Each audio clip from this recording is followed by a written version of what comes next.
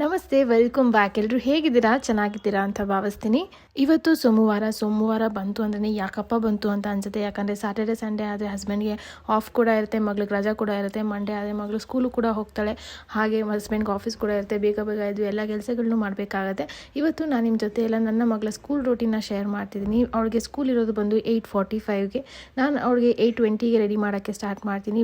ಬೇಗನೆ ರೆಡಿ ಆಗ್ತಾಳೆ, ಯಾವುದೇ ಥರ ತರಲೆ ಮಾಡೋದಿಲ್ಲ. ಸ್ಕೂಲ್ಗೆ ಹೋಗೋದಂದ್ರೆ ತುಂಬಾ ಇಷ್ಟ ಅವಳಿಗೆ.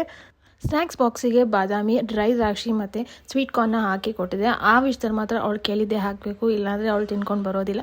ಸೊ ಅದಕ್ಕೆ ಬೆಳಗ್ಗೆ ಅವಳನ್ನ ಕೇಳಿನೇ ಎಲ್ಲನೂ ಹಾಕಿ ಕೊಡ್ತೀನಿ. ಆರಾಮಾಗಿ ಸ್ಕೂಲಿಗೆ ಹೋಗ್ತಾಳೆ.